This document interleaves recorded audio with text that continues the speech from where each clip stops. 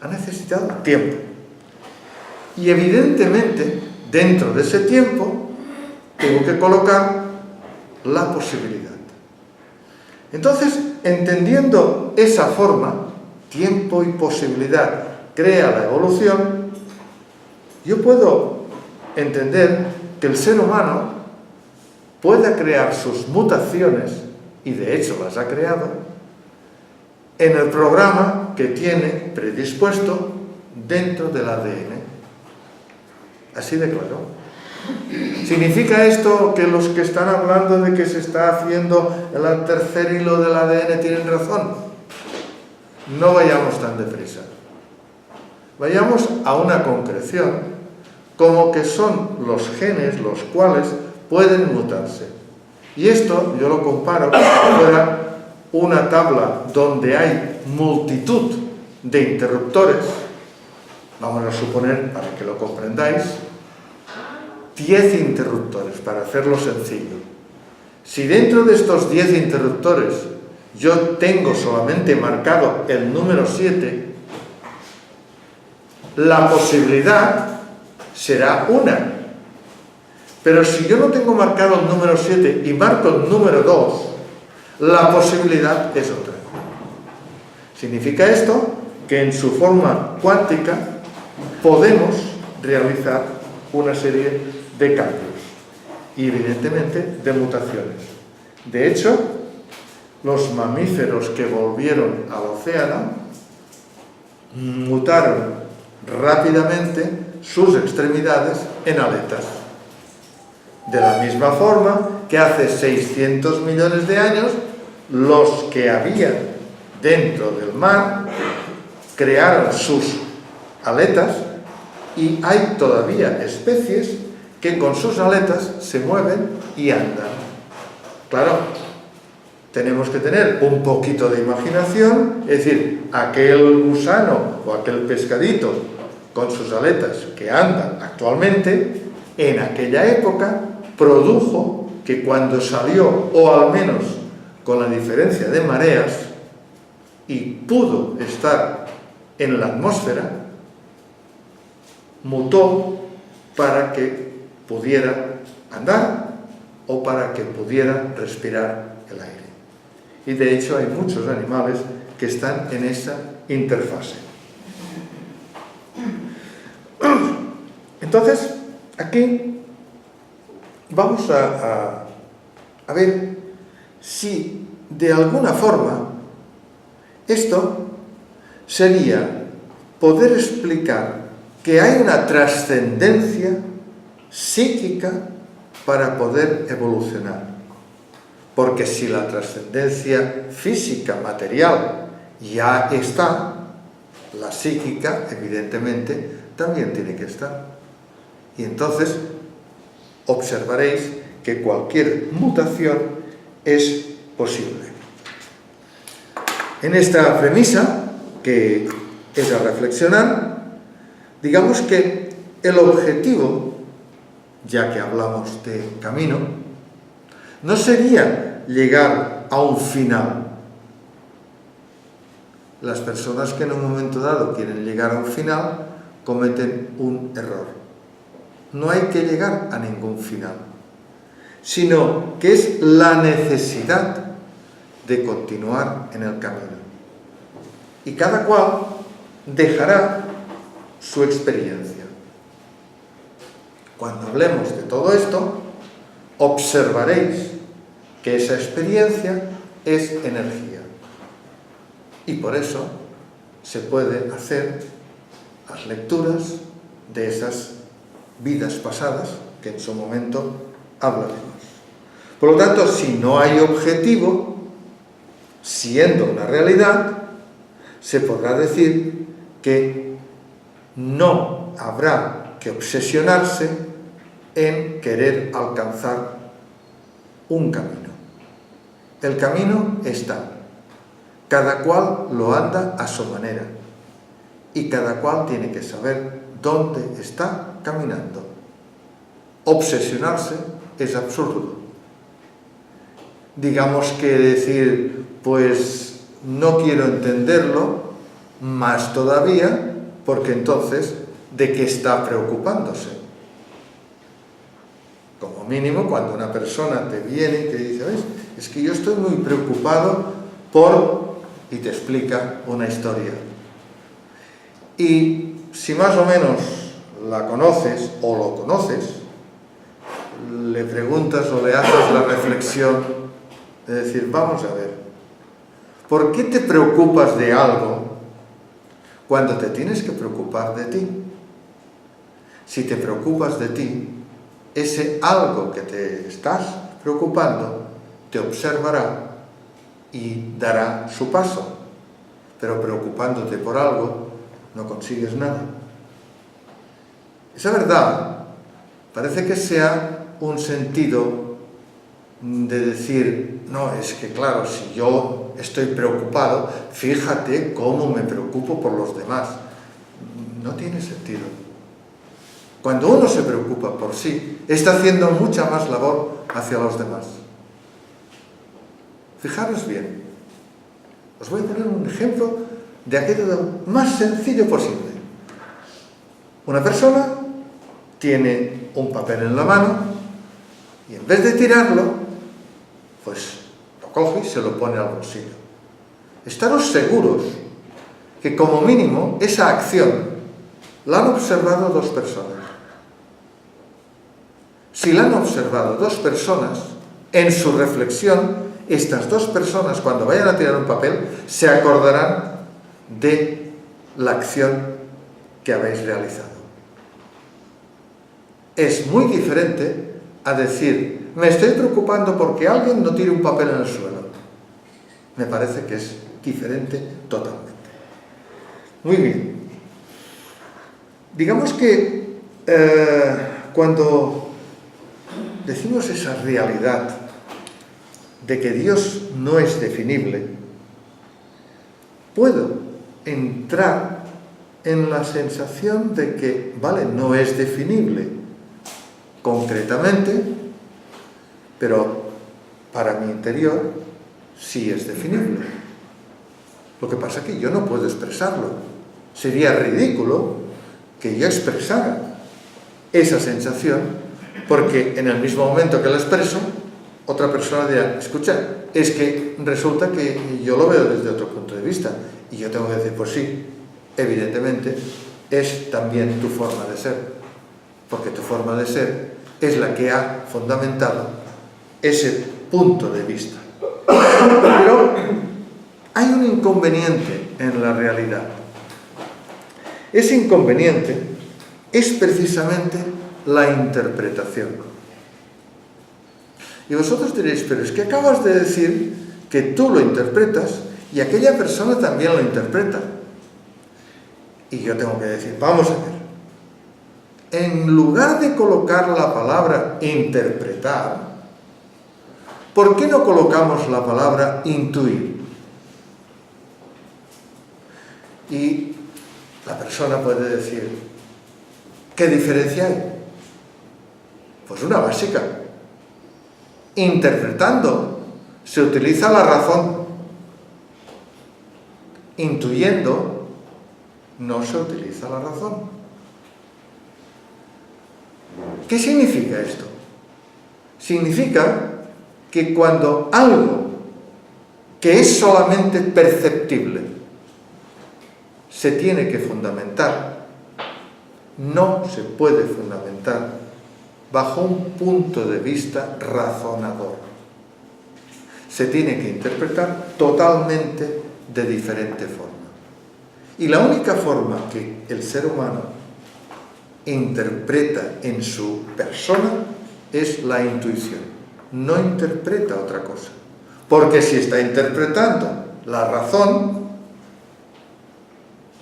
se equivoca. Fijaros bien. Antes os he dicho, esto servirá para algo. Vale. Cualquier objeto, en su sombra o en su luz, puede darnos una interpretación de lo que es. Si yo coloco esto aquí, su sombra es un rectángulo. Pero si lo coloco así, su sombra es una circunferencia. Y si yo lo coloco así y le doy luz, es un tubo. Es lo mismo. ¿Cómo yo he podido dar tres interpretaciones? Si esto lo aplico a un concepto, imaginaros lo que se puede interpretar. ¿Comprendéis ahora por qué no tiene que entrar el razonamiento? En cambio, si yo digo, bueno, pues esto lo intuyo y me dejo ir, no definiré esto. No lo puedo definir con una sola visión. Tendré que visionarlo desde diferentes puntos. Y cuando lo haya visionado desde diferentes puntos, intuido, podré decir, ah, pues esto resulta que es... ¿Queda claro esto? Muy bien, pues si tan claro está, resulta que las formas que en un momento dado podrían ser conceptuales, generarían un pensamiento. Porque de algo que estoy intuyendo, puedo trabajarlo a través de un pensamiento. Concluyo que si el pensamiento entonces ha llegado como tal, no lo puedo interpretar. Tengo que intuir qué me está diciendo este pensamiento. Y esta es una dicotomía que constantemente tenemos que hacer cuando queremos estar en un camino místico o espiritual. Cuando veamos la diferencia, veremos por qué. Resulta que en el mismo momento en que yo puedo intuir esa forma individual, intuirla bajo estos puntos de vista, tengo que entrar por casi evidencia en un destino. Claro, si digo el destino es existente y resulta que, por desgracia, tengo un accidente, la primera frase que me sale es, pues vaya destino que tengo. Pero, ¿puedo comprender que ese accidente es mi destino? Porque ahí está el poder de la intuición, no el poder del razonamiento. Hay una cosa bien clara cuando hablamos de estos temas. Vale, la materia ya sabemos que tiene sus procesos, los veremos en el capítulo que toque, pero hay algo que emerge de un lugar totalmente desconocido y esto produce el sentido de una conciencia local. Y fijaros que cuando hablo de conciencia local, yo no me estoy refiriendo a esa conciencia que tenemos de cuando vamos a un lugar y escuchamos esa vocecita que dice, mira, eso no lo compres porque si lo compras, lo clásico, ¿verdad? O eso no lo hagas porque no está bien hecho, lo clásico. No hablo de esa conciencia. Estoy hablando de una conciencia mucho más profunda que se percibe, y que al percibirla la damos como más trascendente de lo que podríamos darle en el sentido de lo que es. Pero fijaros que estamos dándolo a través de una trascendencia, cuando en realidad, en lugar de trascender, lo que hay que hacer es una inmanencia. O sea, somos esa conciencia local. Bien.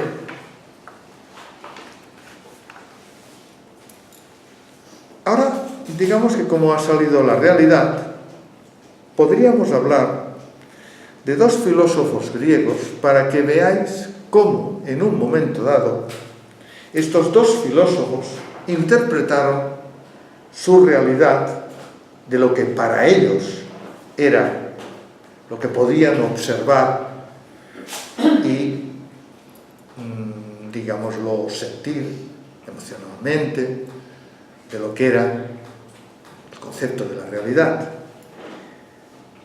Son dos filósofos conocidos, y creo que los habréis oído. Uno es Parménides, vivió del 495 al 430 a.C.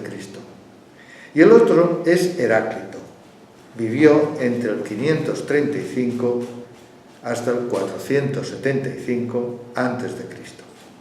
Bien, tenían su diferencia. Y es curioso ver qué diferencia había.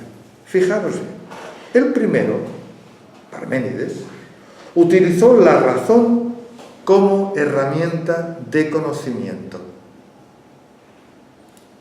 Después, no hace falta ir a buscar filósofos griegos, hay filósofos más modernos, que también han utilizado la razón. Algunos saldrán, otros no hace falta. Pero vamos a estos dos concretos. Y decía que captar la esencia del mundo era un pensamiento razonador. Bueno, pues Heráclito se basaba todo al contrario.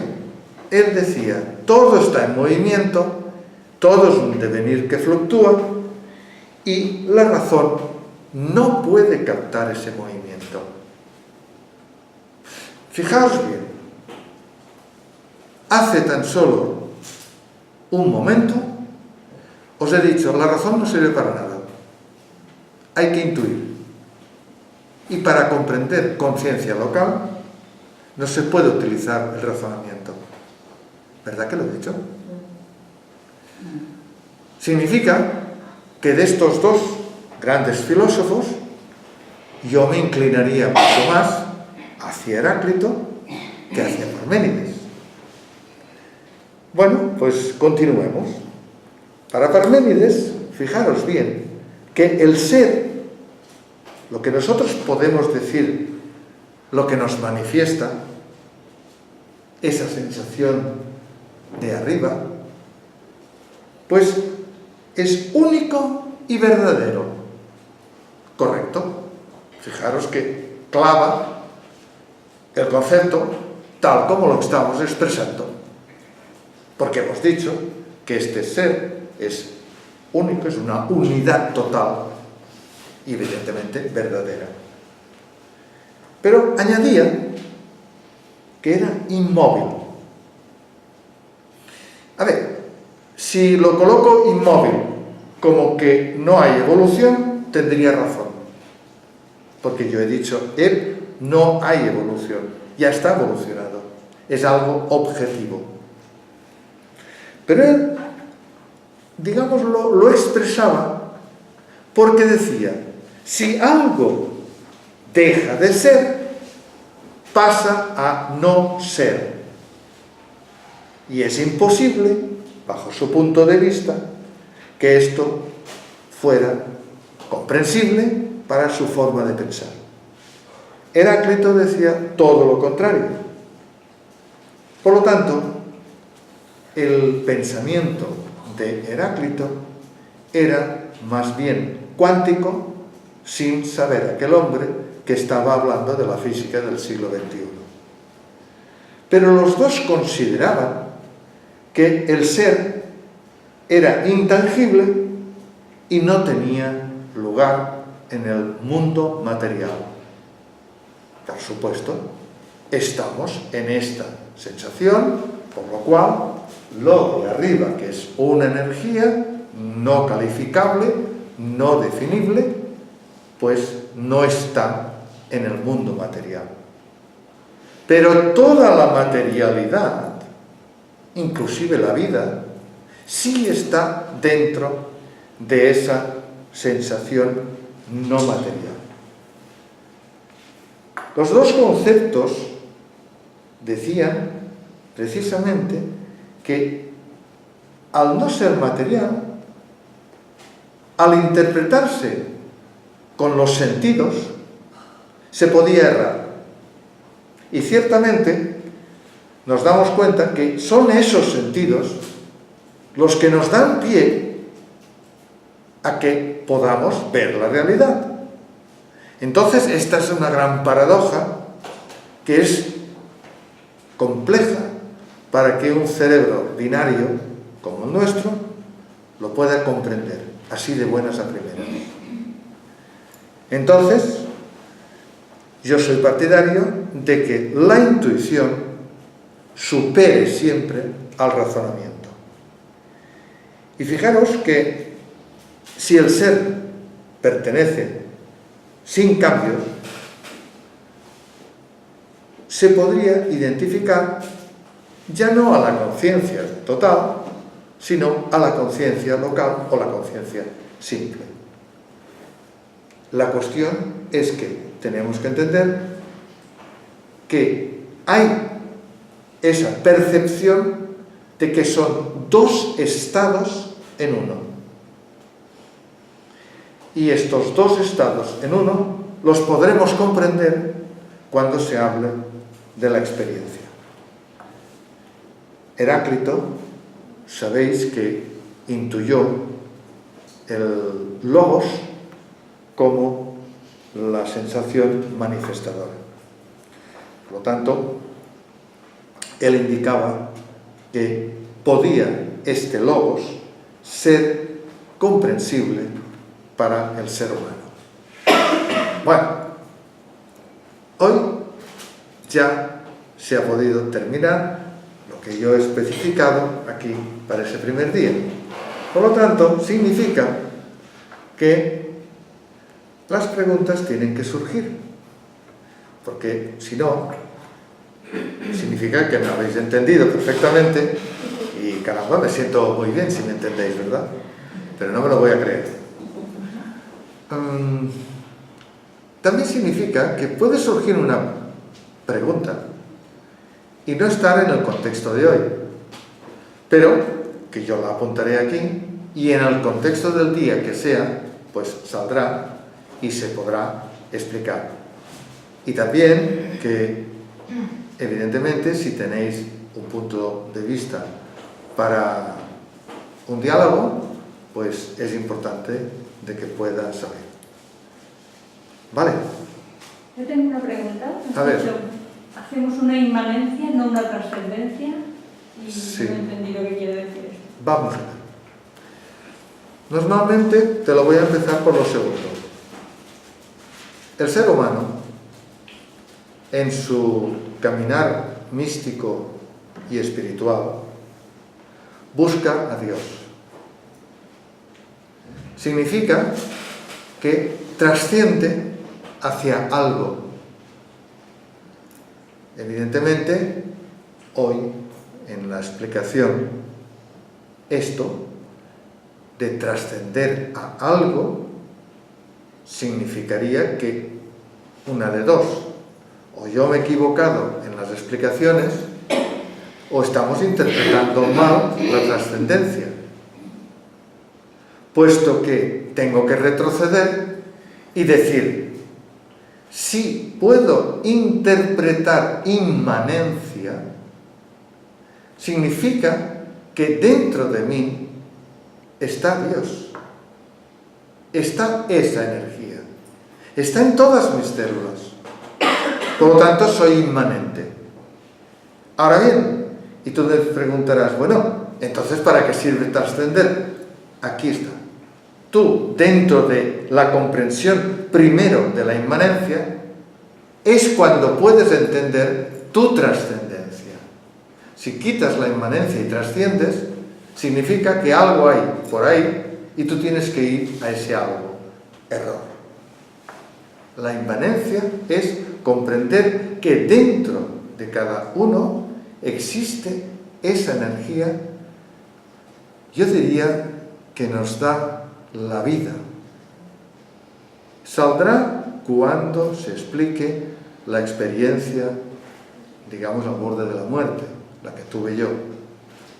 Y saldrá porque precisamente es esa línea que es invisible, que no es perceptible, entre lo que es la manifestación de vida con algo que es verdaderamente espiritual. O llámale como una base universal para manifestar la vida. Entonces estamos entendiendo lo que es Dios. Porque si no, resulta que por mucho que me expliquen lo que quieren explicarme, tendré que decir, pues mire, lo que en un momento dado es el concepto de Dios está por encima de lo que usted me está diciendo, de un Dios que tiene un séquito, que tiene una jerarquía, que tiene eso, que tiene lo otro, que tiene lo de más allá, y que puede producir unas sensaciones de eso me gusta y eso no me gusta. No es un Dios. La energía, como energía objetiva, sí es Dios. Entonces, esa energía está en cualquier ser viviente.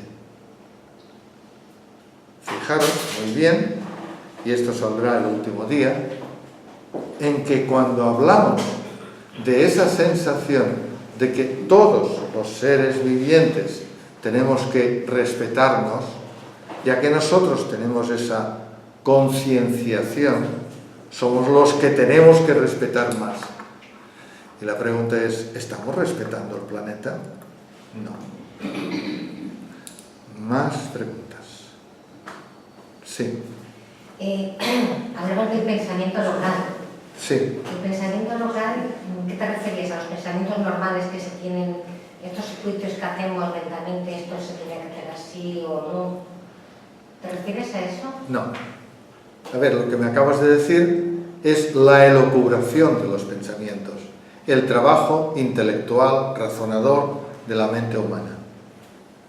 Lo que estamos hablando es de algo que al llamarle conciencia simple, conciencia local, genera de por sí un pensamiento simple. Emerge de un lugar que yo no lo sé. ¿Como una revelación? Bueno, es muy fuerte decirle revelación, pero sí una intuición. Y tú has dicho que en vez de intentar, en vez de tener los razonamientos normales, utilizar o intentar utilizar este tipo de intuición, ¿no? De ver las cosas de distintas maneras y llegar a verlo de una manera intuitiva. Pero sí. Eso, hacerlo en la vida diaria, eso es muy complicado. No, de complicado nada. Si yo te dijera ahora mismo, escucha, corre 100 metros, tú me dirías, Balto, déjame entrenar. En la psique es lo mismo. La psique es un órgano, digámoslo así, funciona a través de el órgano que tiene sus reacciones electroquímicas. Y la pregunta es, ¿de unas reacciones electroquímicas sale un pensamiento? ¿Vale? O sea, que o le damos la importancia que tiene como base, o la verdad, tenemos que decir, pues la evolución de la vida ha sido tan suficientemente lenta como de 3.800 millones de años desde un virus y una bacteria que se unieron formando una célula eucariota, y de esta célula venimos todos. Y evolutivamente es así. Pero no deja de haber la gran pregunta, bueno, ¿y antes qué había? Por lo tanto, significa